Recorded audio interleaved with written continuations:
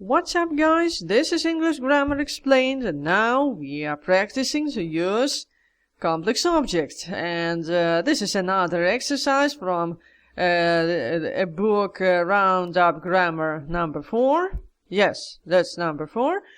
And we have, so far, we have only 4 sentences. And we have to change them, rephrase them, and use complex object instead of modals, instead of anything. So let's remind ourselves what is complex object, how is it built, how is it made. We need subjects on the first place. The first is subject, the main character of my sentence. Then I use main verb.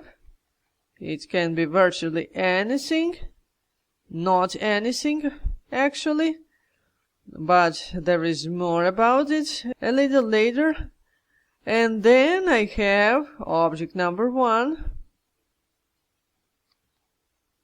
This is basically some pronoun or noun, something like that.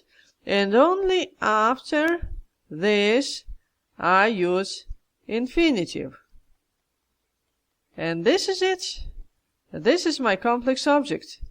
I can use bare infinitive, I can use full infinitive, that depends on my main verb, but I use the word order like this. So, the first sentence, he mustn't be late for school. I already have the beginning, that's school. I don't want, so I have my subject here. And there I have my main verb. This is it. This is position number 2. Then I have to put my object number 1. So, what is object number 1? From my sentence here, I see he. Yes, that's my object number 1. So, he, but I don't use he, because that's the nominative case. I cannot use nominative case in object, so I change it into other case, objective case, as it is called, and I write him. Instead of he, I write him. And then I have to find some infinitive. Well, let's look at our sentence. We have here mustn't, so mustn't will not be used. I don't need it. But just after mustn't, I have be. So that's my infinitive. I don't want him to be. And then all other words. Late for school. And this is it, as easy as that. Let's take another one. Jim's secretary is going to attend the meeting. Jim asked her to do it. So, Jim wants. So I have my subject in here. And this is my main verb, wants. And then I need to put my object number 1. So, what is object number 1? Who is the main character of my sentence? Jim, but Jim is already here. Who else? Well, Jim's secretary. Here. And this is my object number 1. So, Jim wants, but I don't like Jim's secretary. Jim wants Jim's secretary. That's not right. So, I miss this. But I can use his secretary, for example. Jim wants his secretary. That's much better.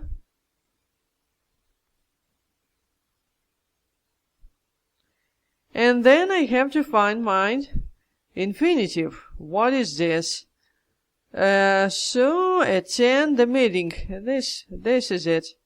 This is my infinitive, to attend the meeting.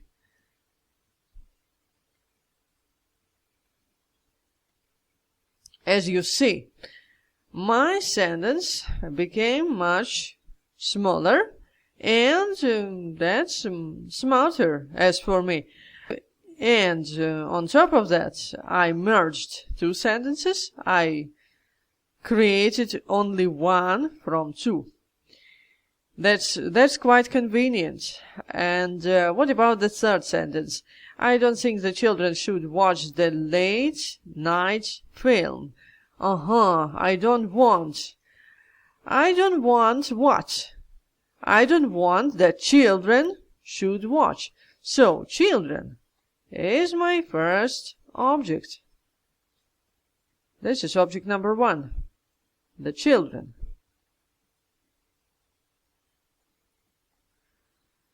Then, what I don't want them to do?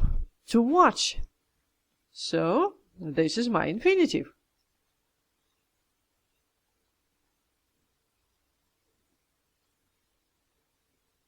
And then, all other words. All the rest. Without any changes.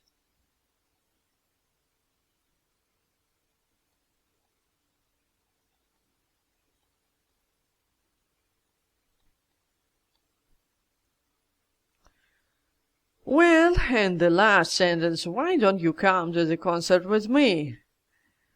Well, I want. So, I want what?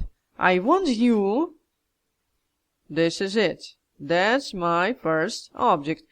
And I want you to do what? Come to the concert. This is exactly what I want. I want you.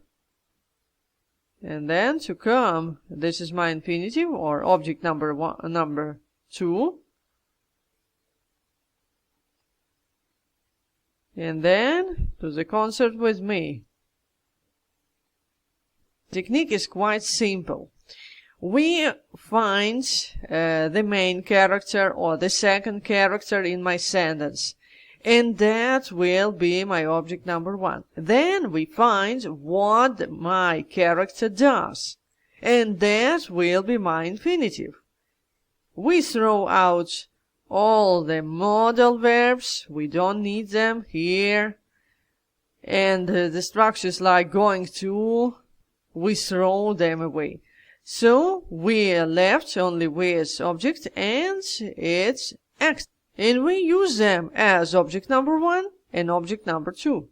And this is it, as easy as that. So this is all for now. Leave comments, please subscribe to my channel. There is more to come. And take care and see